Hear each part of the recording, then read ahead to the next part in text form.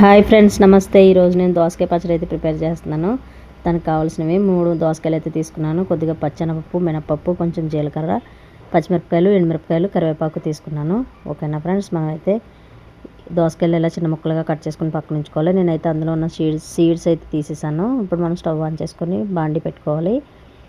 బాండి పెట్టుకున్న తర్వాత అది కొద్దిగా హీట్ అయిన తర్వాత అందులో మనకి తగినంత ఆయిల్ అయితే వేసుకోవాలి. ఓకేనా ఫ్రెండ్స్, ఆయిల్ వేసుకున్న తర్వాత కొద్దిగా ఆయిల్ హీట్ అయిన తర్వాత ఇప్పుడు ఇందులో మనం ఒక గుప్పెడు వేరుశనగ గుళ్ళు, పల్లీలు అంటారు కదండి, అవి వేసుకొని ఫ్రై చేసుకోవాలి. ఓకేనా ఫ్రెండ్స్, ఇవి పల్లీలతో చేసుకోవచ్చు లేదా నువ్వులతో కూడా చేసుకోవచ్చు, కానీ పల్లీలు అయితే కొంచెం టేస్ట్ బాగుంటుంది. ఓకేనా ఫ్రెండ్స్, పల్లీలు అయితే ఇలాగ ఫ్రై చేసుకొని ఒక ప్లేట్లోకి అయితే తీసుకోవాలి. ఇప్పుడు మిగిలిన ఆయిల్లో మనం ముందుగా తీసుకున్న పచ్చిమిరపకాయలు, ఎండుమిరపకాయలు, అలాగే కరివేపాకు కూడా ఇందులో యాడ్ చేసుకొని మనం అయితే ఫ్రై చేసుకుందాం. అంటే మనం కారం ఎక్కువ తినే వాళ్ళంటే కొంచెం మనం పచ్చిమిరపకాయలు కానీ ఎండుమిరపకాయలు కానీ కొంచెం ఎక్కువ యాడ్ చేసుకోవచ్చు. లేదా అంటే సరిపడా కారం తినేవాళ్ళు అయితే కొంచెం కరెక్ట్గా చూసుకొని వేసుకుంటే సరిపోతుంది. నేనైతే 5 పచ్చిమిరపకాయలు, 5 ఎండుమిరపకాయలు అయితే వేసాను. చూసారు కదా, ఇవి కూడా మంచిగా ఫ్రై అయిపోయినాయి.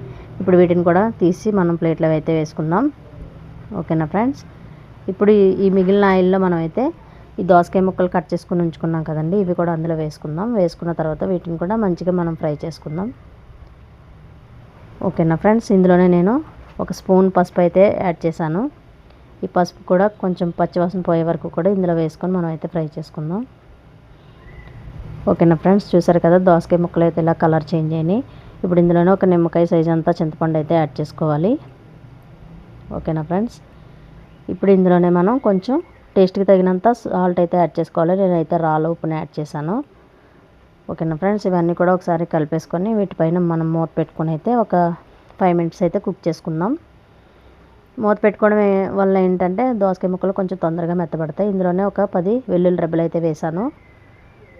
ఓకేనా ఫ్రెండ్స్, చూసారు కదా, ఇవన్నీ కూడా మంచిగా మనం మిక్స్ చేసుకొని ఇప్పుడు మనం వీటిని చల్లారనిద్దాం.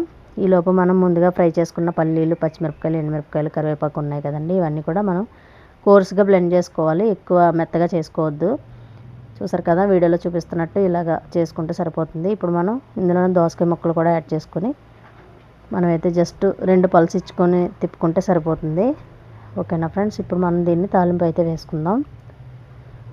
అదే ప్యాన్లో కొంచెం జీలకర్ర, ఆవాలు, పచ్చెనపప్పు, మినపప్పు కూడా వేసుకొని మనమైతే వీటిని మంచిగా ఫ్రై చేసుకుందాం. కలరు గోల్డెన్ బ్రౌన్ వచ్చే వరకు అయితే మనం ఫ్రై చేసుకుందాం. చూసారు కదండి, ఇప్పుడు ఇందులోనే ఒక 2 ఎండుమిరపకాయలు, కొంచెం కరివేపాకు కూడా వేసుకొని ఫ్రై చేసుకోవాలి.